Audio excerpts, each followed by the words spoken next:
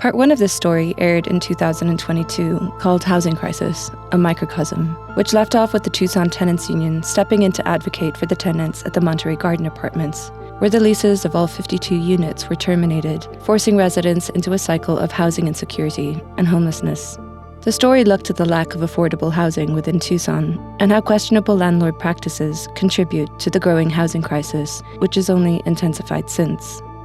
And this is where Part 2 picks up, broadening that microcosm to Tucson's Amphi neighborhood in Ward 3, where several housing complexes are located and whose residents are fighting to protect their tenants' rights. But they're not alone. The Amphi Panteras and their partners have stepped in to help. We're going to stand up with her, and we're going to fight to organize continually in this neighborhood. Yeah, hey, it's Hassan Clement with New Life Community. The formation of the Amphi Panteras began with Hassan Clement, who in 2022 was living at an apartment complex and confronted with a property manager who refused to make repairs in his unit, including broken air conditioning during a heat wave. He decided to take a more proactive approach and knocked on his neighbors' doors, finding many more tenants whose apartments were under code. I knocked on 79 doors, and we found 16 more people with complaints like mine. We didn't get answers as individuals, but with our collective action, that we got all of our apartments fixed. And so from that, Ward 3 came to me and suggested that we do a pilot program. Hassan came to us with a proposal, which we thought was brilliant, to train people in how to canvass renters, tenants, to give them the information they need to successfully complain about conditions that weren't right. And the fact that he organized a union after this training happened, it's been a powerful influence in the Amphi neighborhood where he's working. We started in December with 6 canvassers. They get paid $15 an hour. Our mission is to inform tenants of their rights to fit and habitable housing. We advocate with people when they have repairs that need to be made, and we organize those apartment complexes into tenant associations, and we bring those tenant associations into our larger Tucson Tenant Union. The Amphi Panteras are currently focused on helping tenants at the Malibu Apartments, located on 1st and Prince.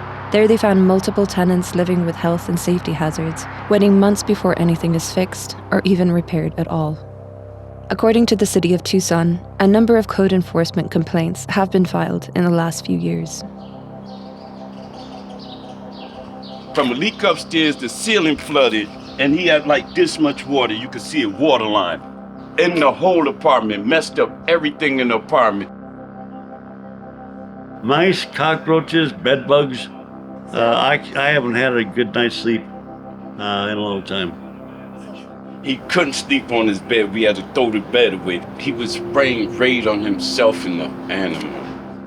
We took 2 days, 8 hours apiece. We cleaned this apartment. We sanitized this apartment. Through agencies, we got him bed and furniture. We had to fight with this place to make them take care and clean up this man's house. I could not walk away from him. Don't make people live like that here. And we are making people live like that here. That's not right. SB Properties' website shows that tenants pay anywhere from $725 and $950 a month before utilities, and tenants report bug and mice infestations, non-functioning heat and AC, black mold. Even one tenant has grass growing on the inside of her unit. I've been here a year, and I've been pulling the grass for a year, and it'll grow back. The list goes on, and all violations of Arizona health and safety statutes. Tenants also say that non-residents also use the laundry room to do drugs like fentanyl, and say that there was a trap house located on the property. A trap house is a house where people go do drugs. Whatever drug you do, you can go there and you can get business. It's like crack house in the 80s, trap house in post-millennium. Yeah, basically. Yeah. That apartment was occupied for a year. A lot of traffic, a lot of dangerous stuff. It was kids that lived there too. Broken windows and the whole nine. People, the tenants here complained about it constantly, individually. Nothing happened. We found out that the people that stayed there hadn't paid rent for a year.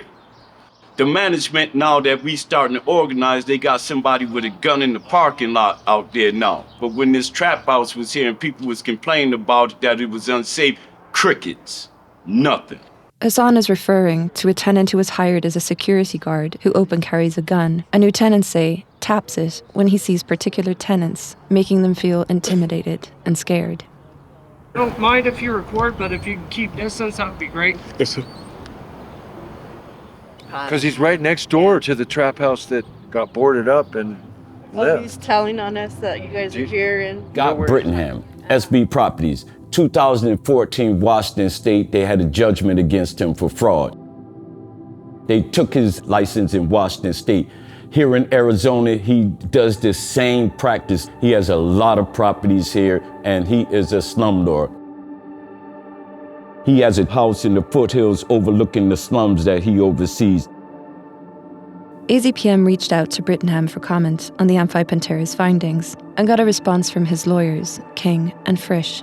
My client is aware that certain units are in need of renovation and have scheduled those units for renovation upon the expiration of their lease terms as to avoid any inconvenience to tenants, and suggest that tenants purporting to have habitability issues with their units to contact the property's manager and to submit a work order.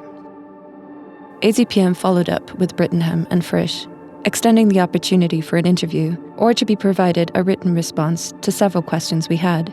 Can you respond to the accusation of illegal retaliation? For what purpose has the security guard been hired? And how long the average repair takes from the time of tenant submission to completion, and how it's determined what repairs are put on hold until leases expire. We never received a response, despite following up a third time. Since I've been here, I'd say I've been through a good 9 managers. Ain't nobody here to talk to for anything. There's nothing getting done here at all. I just got to the point where it's like, I'm tired of relaying the message because apparently it's not getting relayed through whoever's going in there. We come to you every day to your face, to that office, no matter if an appointment by not, we just happen to see you and tell you things, you don't do diddly squat. Several tenants have now begun to receive 10-day notices or non-renewal of their leases and say it's in retaliation for creating the new Malibu Tenants Association. Amber Ward and her partner Dylan Jump have been living in need of several repairs that have remained unaddressed by management. No, most likely what it is a water leak under the floor. All it takes is just that one good hit and then this whole thing is going somewhere. They received a non-renewal of their lease and believe it's because they were in attendance of the Malibu Association meeting where Amber was elected vice president. You think it was an opportunity because you're talking with the Panteras? Oh, yeah. Yeah? I'm not even the first one who's been getting them. Nobody has to worry about that little girl that lives up there in 32 but me. Tenant Missy Arroyo, a single mother and resident of Malibu, joined the Amphi Panteras team because she said she and her daughter were living with no running AC last summer and no heat this winter. She received a 10-day notice after the Malibu Tenants Association meeting where she was elected president. The notice states that she violated the 2 guest maximum defined in her lease, but multiple Malibu tenants say that the Panteras in attendance were the collective guests of 9 other residents of Malibu. A week later, Missy received a notice for non-renewal of her lease, to which she disputed because she believes that the notice is on the grounds of retaliation against her right to be part of a tenants association. I want to ask Scott, how do you sleep at night? True. How do you sleep at night? Well, my girl got to move. How do you sleep at night when my girl's in her room saying, Mom, it's cold tonight? Do you sleep worried about where you're going to go next month? I do. I asked about putting a safety bar in the shower so I can get in and out safely, and a ramp here so I could, get up and down, okay? And they're like, no, you gotta do it yourself. And I said, well, then I'm gonna take it and make sure it's removable. Oh no, if you put it in the bathroom, you gotta leave it there. I'm like, I'm not paying for it if I have to leave it. Marshall Oliver, a Malibu tenant who has a disability, was also given a 10-day notice for failing to pick up after her support dog, but also believes the reason is for attending the Malibu Tenants Association meeting. They say we're supposed to have tenant rights, but where are they at? And when we try to practice our tenant rights, this is what we get. How in the heck do we go around that without getting evicted or without living on the damn streets? You tell me how the hell we do that. The Amphi Panteras also received a cease and desist order from Brittingham and his lawyers, stating that tenants have complained that the Panteras are harassing them and that they find the Panteras' requests for old work orders paternalistic and condescending, and that it shows a lack of respect for the tenants' ability to handle their own affairs. No, I haven't felt harassed at all. In fact, I welcome an extra voice. I'm pretty sure, that the food and drinks you bring every Sunday, it comes out of one of your guys' own pocket. It's nothing but laughs and giggles, even for the serious talk. I don't see how that's intimidation at all, If that's the case, then intimidate the shit out of me.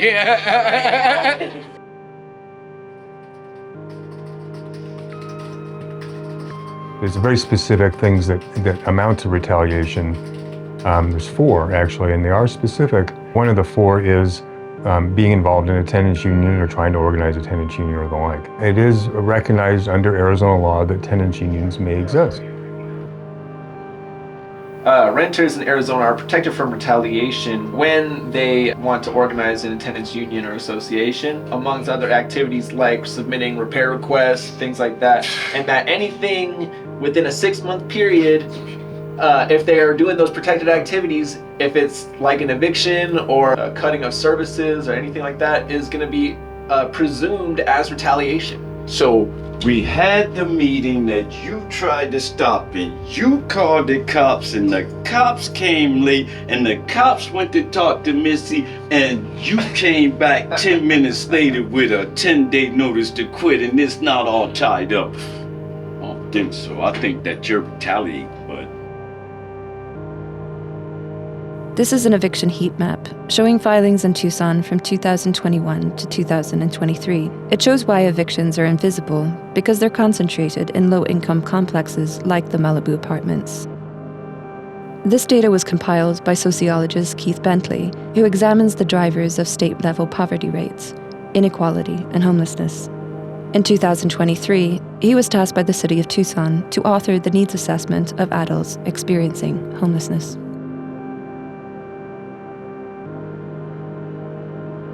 Evictions are like a small part, and many, many people leave before an actual eviction is filed.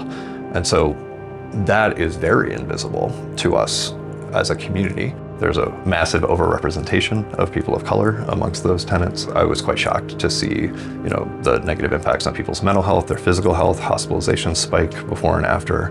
Most unfortunately, there's lots of negative impacts on the children in those homes, both in terms of their food security, their mental health, and also unfortunately child maltreatment and things like that tend to increase. If I went into an apartment complex and there were 100 units and that apartment complex was condemned as it should be, where do 100 families go? There is no place in the system. Failure to provide a habitable residence is not so easy to remedy. The tenant's rights are ranging from terminating a lease and moving, suing the landlord for money, and then in some cases, maybe, depending on lots of things, fixing the problem themselves and deducting that cost from the rent, but there's limitations in all of that. And one thing I urge anybody who's watching this to never withhold rent from a landlord for habitability issues without legal advice. All of that economic activity spent evicting people, then paying for the health and physical and mental health consequences of doing this to folks. All of that, to me, I view as a self-harm that our community is engaging in. I believe that if the city of Tucson could, we would put rent controls to stop this madness. State legislature has prevented us from locally deciding that we need rent controls. So that's not an option. So thank goodness for Hassan and his group for doing what we can to protect tenants, to protect renters, keeping them in their apartments.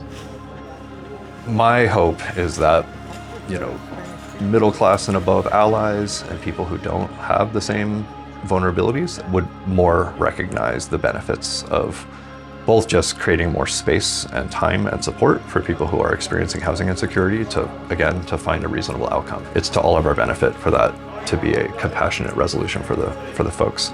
Power to the people! Despite the continued pushback from landlords like Brittenham, the commitment of Hassan, the Amphi Panteras, and their partners has not wavered. People! Power to the people!